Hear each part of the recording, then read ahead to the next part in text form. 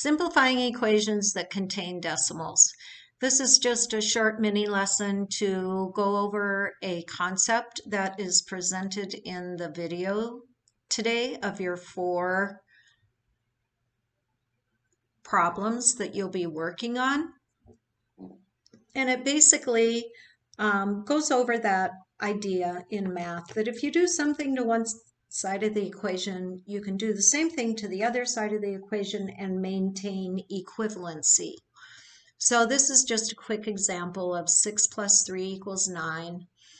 And I know that if I add something to one side, I need to add it to the other. But in this case, I want to be multiplying something.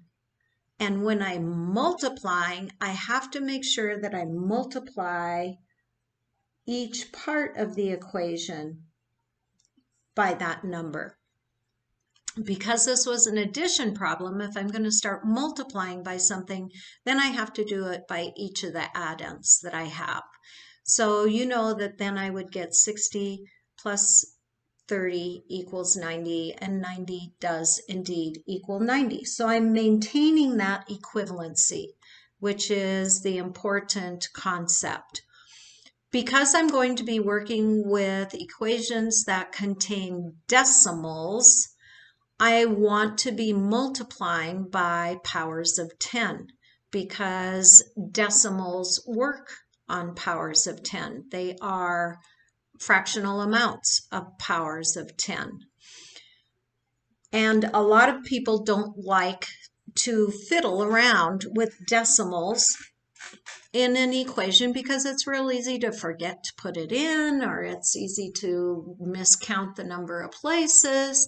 And so one strategy in algebra that we teach kids is to create an equivalent equation by multiplying by a power of 10. So this is an example of an equation wherein you have two terms on the left, and over on the right side we have a situation where we're going to have to distribute, but 3 numbers have decimals.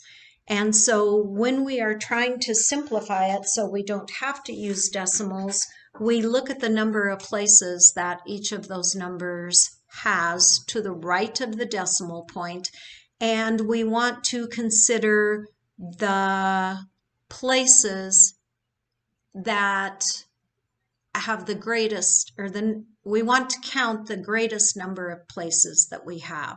So in this case, this number only has 1 place, this number has 2, this number has 2. So I'm going to think about what factor of 10, what power of 10 would move my decimal point 2 places to the right.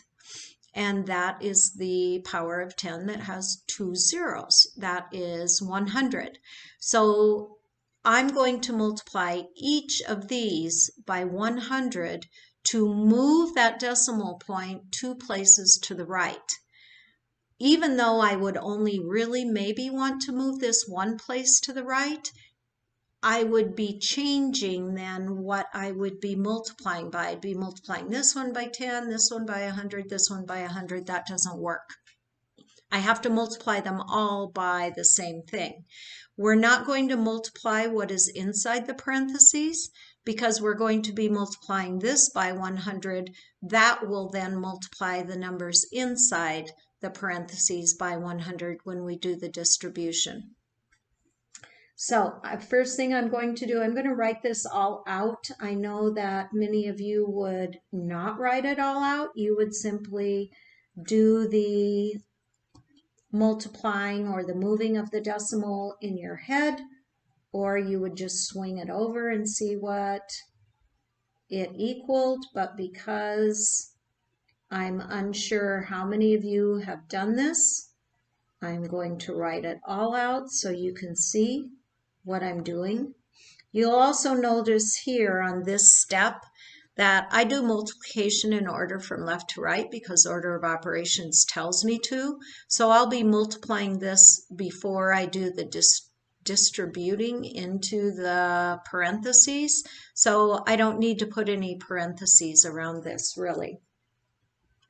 So 100 times 1 4/10, that's going to move the decimal point 2 places over. So I'm going to have 140x plus 100 times 800ths, that's just going to give me x. And over on this side, 100 times 4800ths, move the decimal point 2 places to the right, gives me 48. And I leave my x plus 4.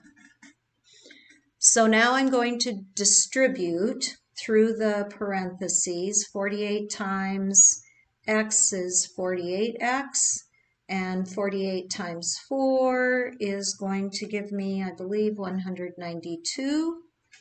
If I did my math correctly there, I still have 140x plus 8 over here. So now I can see that I have more x values on my left-hand side than my right-hand side. So I'm going to subtract these x's from the right so that these will zero out my additive inverse property here. So I'm going to subtract 48 x's from this side. I'm going to leave my constants alone for right now. And when I subtract, I get 92 x's on the left plus 8 equals 192. Now I can subtract 8 from this side and subtract 8 from this side because those are constants. That zeroes out. That leaves me with 92 x's. And on this side, 192 minus 8 is 184.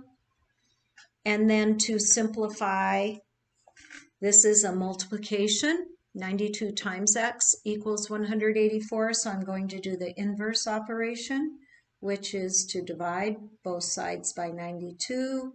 These will cancel. And I find that x is equal to 2. So the concept here, when you have decimals in your equations, find the number that has the greatest number of places to the right of the decimal, count how many places you have in that number, and then you're going to multiply all of the decimals, actually all of the numbers, by that power of 10. So we're going to multiply all of them, in this case, by 100.